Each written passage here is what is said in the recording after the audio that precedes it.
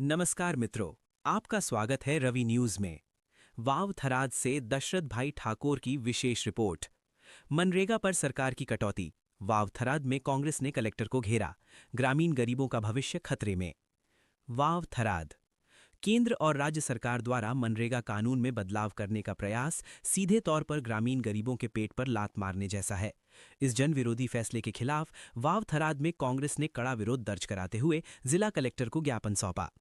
इस कार्यक्रम में बनासकांठा जिला कांग्रेस अध्यक्ष श्री गुलाब सिंह राजपूत, सांसद श्रीमती गेनीबेन ठाकुर सहित बड़ी संख्या में कांग्रेस के नेता और ग्रामीण मजदूर मौजूद रहे।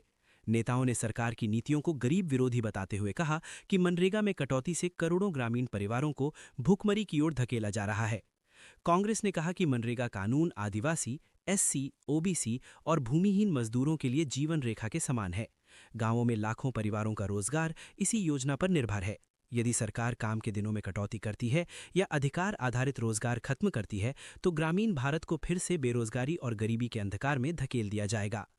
मनरेगा का मूल सिद्धांत है हर हाथ को काम और पूरा काम तो पूरा वेतन, लेकिन सरकार इस अधिकार को छीनने की तैयारी में है। खासकर महिलाओं, विधवाओं और भूमिहीन मजदूरों के लिए मनरेगा आय का एकमात्र साधन है, जिसे खत्म करने की सरकार की मंशा अब साफ हो गई है। कांग्रेस ने कलेक्टर को चेतावनी दी कि यदि मनरेगा से छेड़छाड़ की गई तो पूरे बनासकांठा सहित गुजरात भर में व्यापक जन आंदोलन किया जाएगा। ज्ञापन के माध्यम से केंद्र सरकार को स्पष्ट संदेश दिया गया कि गरीबों के अधिकारों पर डाका नहीं डलने दिया जाएगा। वाव थराद में हुआ ये विरोध सरकार के खिलाफ उबलते ग्रामीण जन आक्रोश की चेतावनी के रूप में देखा जा रहा है। आज बनासकांठा जिला कांग्रेस समिति द्वारा वाव थराद कलेक्टर ने आवेदन पत्र आपवा माटे आया छे। जे रीते केंद्र सरकारे 2005 में मनरेगा कायदो बन्यो अने दरेकने पोताना गामनी अंदर एनो रोजगारनो अधिकार आपवामां आव्यो। 100 दिवसनी रोजगारी जे पण कोई मजदूर तरीके काम करवा मांगता होय एने गाममां रोजगारी मळे एनो कायदो आपवामां आव्यो अने जो काम ना आपी सके तो एने बेरोजगारी भत्थुं आपवानुं जे नक्की करवामां आव्युं। एने अंदर हमणां छेल्ला सत्रनी अंदर आलन फालननी अंदर कायदो आखो बदली नाखवामां आव्यो। कदाच नाम बदलवामां तो केंद्र सरकार माहिर छे, पण साथे साथे कायदामां जे जोगवाईओ हती जोगवाईओनी अंदर पण एमने जे आ मनरेगा कायदो बन्यो लोकोना आंदोलनथी बन्यो हतो अने अलग अलग कमिटीमां पास थईने लोकोए जे सुझाव आप्या एना आधारे बनवामां आव्यो हतो। पण हाल जे आ लोकोए 60% केंद्र सरकार, 40% राज्य सरकार, पर राज्य सरकारो तो आपी शकती नथी कोईने बजेट। मनरेगा योजना पण गुजरातनी अंदर सरखी 100 दिवसनी जग्याए 51-52 दिवसनो रेशियो बने छे कामनो अने तेम छतां जे लोकोने पहेलाना कायदा प्रमाणे ज्यां पोताना गाममां रोजगार आपवानी वात हती ने हवे नवा कायदानी अंदर सरकार ज्यां ઈચ્છે ત્યાં रोजगार આપવાની વાત કરી રહી છે। એટલે ક્યાંક ને ક્યાંક ગામની અંદર રહીને પોતાના જીવન ગુજારવા માટે કરીને मनरेगा कायदो એક એમના માટે સંજીવની સ્વરૂપ હતો એ તોડી નાખવામાં આવ્યો છે। એના વિરોધમાં આજે સૌ આવેદનપત્ર આપવા આવ્યા છે।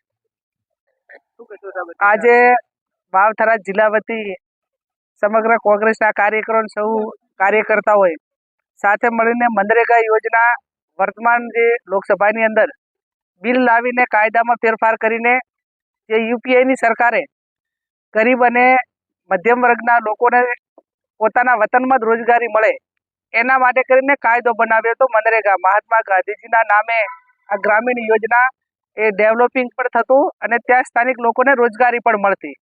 વર્તમાન સમયમાં સરકારે ગાંધીજીનું નામ પણ બદલી નાખ્યું, જીરામજી કરીને યોજના આખી બનાવી અને એમાં પણ સૌથી મોટી કોઈ આ રોજગારી છીનવવાનું કામ કર્યું હોય કાયદામાં તો સાઈડ ચાલી કે પહેલાં 100% ગ્રાન્ટ એ આ કેન્દ્ર સરકાર આ मनरेगाમાં આપતી, એના બદલે નવા કાયદાની અંદર 40% રાજ્ય સરકાર આપે અને 60% કેન્દ્ર સરકાર।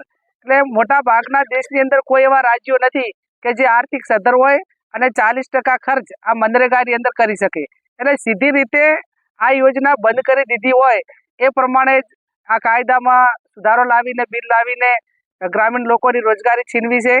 એના વિરુદ્ધમાં તમામ જે સાથી પક્ષો હતા, જે વિપક્ષના તમામ સાથી પક્ષોએ આનો વિરોધ પણ કર્યો, છતાં પણ આ લોકોને માત્ર વોટ લેવા પૂરતા જ ગરીબો યાદ આવે છે અને જ્યારે કોઈ પણ કામ આપવાનું થતું હોય કે બજેટની અંદર જોગવાઈ કરવાની હોય તો એ ટાઈમે માત્ર એમના વ્યક્તિગત હિતો ક્યાં છે. એટલે આમાં ઓલ ઓવર જે કાંઈ આ તમામ જે કાયદા હોય કે બિલો લાવીને સુધારો થતો હોય કે યોજનાઓ બંધ હોય, આડકતરી રીતે દેશનું અર્થતંત્ર એ આખું ખોખરું થઈ ગયું છે.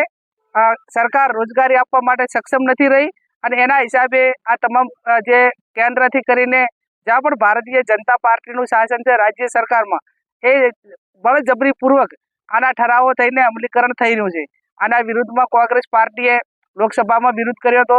અત્યારે આખા દેશની અંદર આવેદનો પત્ર આપીને ફરી આ લોકોની જે રોજગારી જે કાયદો ઓરિજિનલ હતો એ કાયદો પાછો લાવે એ અમારી માંગ છે. અને આવનાર સમયની અંદર જ્યાં પણ ગ્રામ્ય વિસ્તારમાં મનરેગા યોજના હેઠળ જ્યાં પણ કામોની માગણી હોય ત્યાં સંપૂર્ણ રીતે બજેટની ફાળવણી કરે એ અમે આમના માધ્યમથી માગણી કરીએ.